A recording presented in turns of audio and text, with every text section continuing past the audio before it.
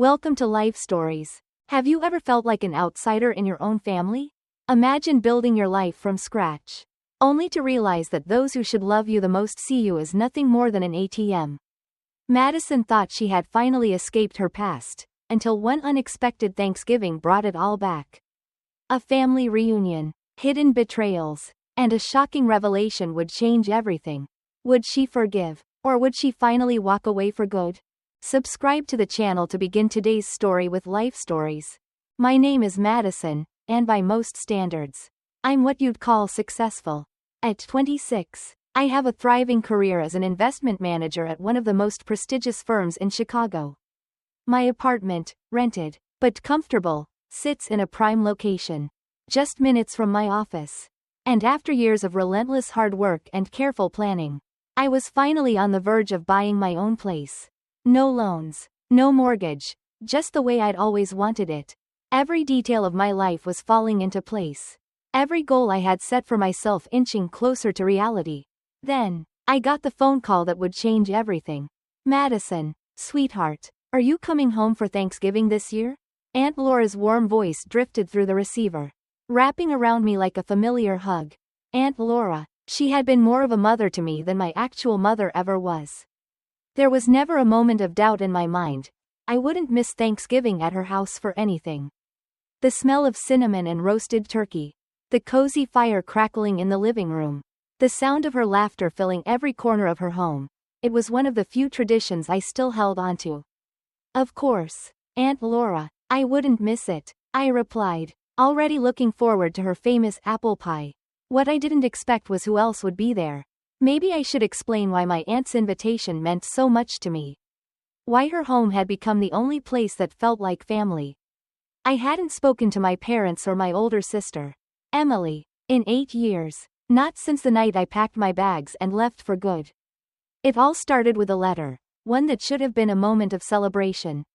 I had just received my acceptance into college with a partial scholarship for investment management. A dream I had been chasing for as long as I could remember. I rushed home, excitement bursting from me, expecting my parents to be proud, to share in my joy. Instead, the conversation that followed would shatter our family forever. We can't pay for your college, Madison, my mother had said flatly, not even bothering to look up from the magazine in her hands. My heart sank. But, what about Grandma's money? My voice trembled as I spoke. She left it specifically for my education. You promised her. My father shifted uncomfortably in his chair, avoiding my gaze. Things change, honey, he said, voice heavy with something that almost sounded like guilt. Emily's wedding is more important right now. We need all of our savings for that. It felt like a slap. More important? My voice cracked, my breath coming in sharp, shallow bursts. Just like everything about Emily has always been more important? I had spent years swallowing my resentment, pretending that it didn't hurt when my parents showered Emily with attention while I was left in the background.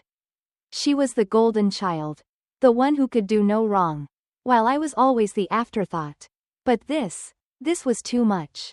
The argument that followed was ugly. Words I had never dared to say before came spilling out, raw and furious. Years of feeling invisible, of being second best, of watching my parents bend over backward for Emily while I fought for every scrap of attention. It all exploded into that moment.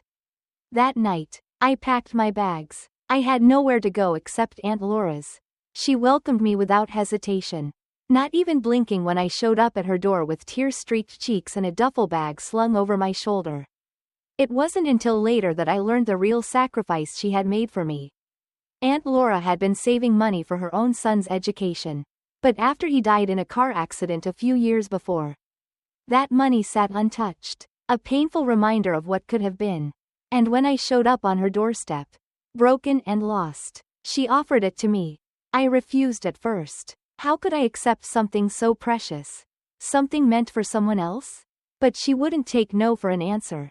There's nothing I want more than to see you succeed, she had said, pressing the check into my hands. I know you, Madison. You'll make this count. And I did. The next 4 years were some of the hardest of my life. I worked part-time at a cafe while balancing my studies, scraping by with just enough to keep myself afloat. There were nights I went to bed hungry. Days when exhaustion felt like it would consume me whole. But I made it through. After graduation, I landed a position at a prestigious investment firm. 2 years later, I paid Aunt Laura back every penny she had given me. Life was good. I had built something for myself. Something no one could take away from me. I had my independence, my career, my future, and I had carefully, deliberately, cut my family out of my life. Until now, as I hung up the phone with Aunt Laura, a strange unease settled in my stomach. It wasn't just excitement or nostalgia. It was something heavier. I had no idea why I suddenly felt like my past was about to catch up with me. But I would soon find out. The drive to Aunt Laura's house was familiar, yet strangely unsettling. The autumn leaves, golden and crisp, lined the suburban streets like a postcard scene. The smell of wood smoke drifted in the air, carrying the warmth of approaching winter. Everything looked the same, yet something inside me felt different, like I was stepping into a world I no longer belonged to. I had spent the past 8 years carefully avoiding my family. No calls, no visits, no news. As far as I was concerned, they had made their choice when they decided my education wasn't worth the investment. I had spent years proving them wrong, building a life they never thought I could. And I had done it without them. Aunt Laura's house came into view, its familiar white porch light glowing warmly against the twilight sky. I smiled to myself. This was home. This was where I had found refuge when I had nowhere else to go. I pulled into the driveway, carefully balancing the pumpkin pie I had picked up from a local bakery. It was nowhere near as good as Aunt Laura's. But it was the thought that counted. The moment I stepped inside, I was met with the comforting aroma of roasted turkey, cinnamon, and fresh baked bread. Aunt Laura was in the kitchen, wearing her favorite red apron, her cheeks flushed from the heat of the stove. "There's my girl," she beamed, wiping her hands on a dish towel before pulling me into a tight hug. I melted into the embrace, feeling a familiar sense of warmth wash over me. "I missed you," I murmured, inhaling the scent of vanilla and lavender that always clung to her clothes. "You look wonderful, sweetheart," she said, holding me at arm's length. "All that hard work is paying off." "Huh?" I laughed. "Something like that." But before I could say more, I heard the unmistakable sound of laughter drifting from the living room. And then, a voice I hadn't heard in 8 years. "Mom, where do you want me to put these plates?" I froze. The pumpkin pie almost slipped from my hands. No, it couldn't be. Aunt Laura's face tightened slightly. "Madison, honey." But it was too late. I stepped forward, peering into the living room. And there they were, my parents, my sister, Emily, and 2 children, a boy and a girl, maybe 6 and 3, clinging to her legs. The air in the room shifted. The easy, light-hearted chatter came to a sudden halt as their eyes landed on me. My mother's face paled, her hand tightening around the edge of the dining table. My father's expression was unreadable, his jaw set in a firm line. And Emily, she looked almost the same, except for the exhaustion in her eyes, the faint creases that hadn't been there before. For a moment, no one spoke. I felt a strange, hollow sensation in my chest. I had imagined this moment before. In different variations, angry confrontations, cold indifference, maybe even some grand apology. But now that it was happening, I had no idea what to say. Aunt Laura finally broke the silence. They showed up this afternoon." Her voice was careful, gentle. "I didn't know they were coming." Of course. They had just shown up. That was what they did, wasn't it? They always assumed they had the right to insert themselves into my life when it suited them. I needed air. Without a word, I turned on my heel and walked straight to the back porch. The cold November air hit me like a slap. But I welcomed it. My hands were shaking as I gripped the wooden railing, my breath coming in uneven waves. 8 years. 8 years of silence. And now, suddenly, they were here? Why now? I didn't hear the door open behind me, but I felt the presence before I heard the voice. "Madison." It was my mother. I didn't turn around. "Can we talk?" Her voice was hesitant, almost fragile, as if she wasn't sure how to approach me. 8 years of silence. 8 years of pretending I didn't exist. And now she wanted to talk? I clenched my jaw, forcing my voice to stay level. Why are you here? I heard her step closer. Because we were wrong, she said softly. Your father and I, we made a mistake. A terrible mistake. And we've spent years regretting it. I swallowed hard, staring out into the darkened sky. Then why didn't you call? I asked. The words came out sharper than I intended.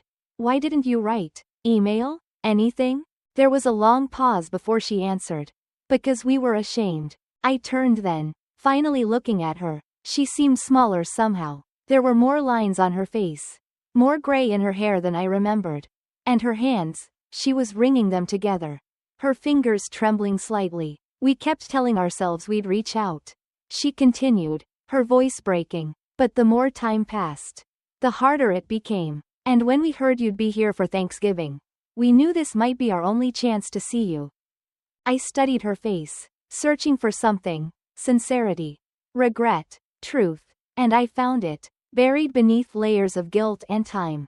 Part of me wanted to scream at her, to unleash every ounce of pain and anger I had carried for years.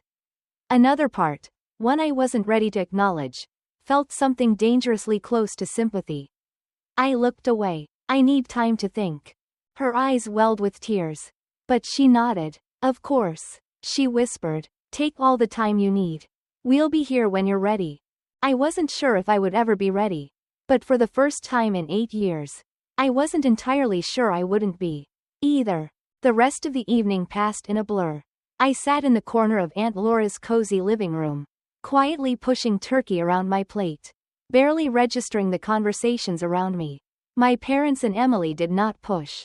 They didn't try to sit next to me, didn't attempt to pull me into their conversations. They just existed in the same space, as if we were strangers at the same gathering. Yet, I could feel their presence in every moment, in every glance I caught when they thought I wasn't looking. It was strange. For so long, I had thought about what it would be like to see them again. And now that it was happening, I felt nothing but exhaustion. Aunt Laura kept looking at me, checking in with her eyes, silently asking if I was okay. I wasn't, but I nodded anyway, offering a small smile that didn't quite reach my eyes. As I sat there, I found myself watching them when they weren't looking. My father, who had always been so firm, so in control, now had deeper wrinkles on his forehead. His hair had thinned, and he moved just a little slower than I remembered. My mother, once always put together, looked tired, not just physically, but emotionally worn down, as if life had chipped away at her in ways I hadn't seen before. And Emily, she was different, too. She was still beautiful, still carried herself with confidence. But there was something else there now. Uncertainty, like she wasn't sure of her place in the world anymore. What had happened to them? I hated that I cared. After dinner, I stepped outside again, needing air, needing space. The night was quiet except for the rustling of leaves in the cold wind. I pulled my coat tighter around me and exhaled, watching my breath curl into the air like a ghost of something I couldn't quite hold onto. The door creaked open behind me. I expected Aunt Laura, but it wasn't her. It was Emily. Can I join you? She asked cautiously. I hesitated before nodding. She stepped onto the porch, wrapping her arms around herself for warmth. For a long moment, neither of us spoke. You don't have to say anything, she finally said. I know how much I hurt you. I scoffed, shaking my head. You have no idea. She flinched but didn't argue. You're right, she admitted. I don't, but I want to. I turned to look at her. Why now? My voice was sharper than I intended. But I didn't take it back. She sighed, rubbing her hands together as if trying to summon warmth. Because things haven't exactly gone the way I thought they would. I frowned. What do you mean? A humorless laugh escaped her lips. My perfect life? It fell apart. My marriage ended 2 years ago. My ex-husband turned out to be terrible with money and even worse with commitment. I had to move back in with mom and dad with the kids because I couldn't afford to stay on my own. I stared at her. I hadn't expected that. For years, I had resented Emily for having everything handed to her, for being the daughter they chose over me. And now she was here, standing on this porch, not as the golden child, but as someone who had lost, too. I don't expect you to forgive me, she continued softly, But I do want you to know that I regret it. All of it. I wish I had spoken up for you back then. I wish I had been a better sister. I looked at her for a long time, trying to figure out if this was another performance. Another moment where she would let me down. But I didn't see manipulation in her eyes. I saw something real. Regret. Shame. Maybe even love. I swallowed, my throat tight. I need time. She nodded. I understand. We stood there for a while, side by side, the silence stretching between us. For the first time in years, it didn't feel like a wall. It felt like the beginning of something else. Something fragile, something uncertain, something I wasn't sure I was ready for. But maybe, just maybe, I could try.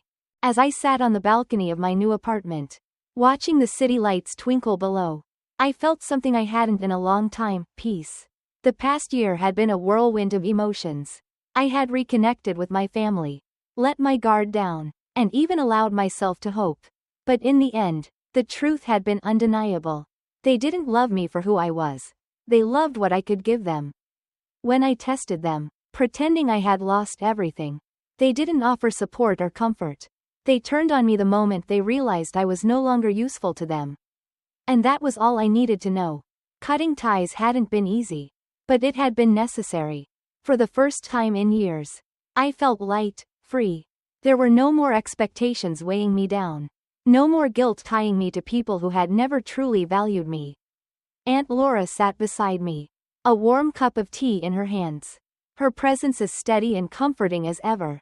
"You did the right thing, Madison," she said softly, as if reading my thoughts. I smiled, nodding. I know. I had built this life on my own.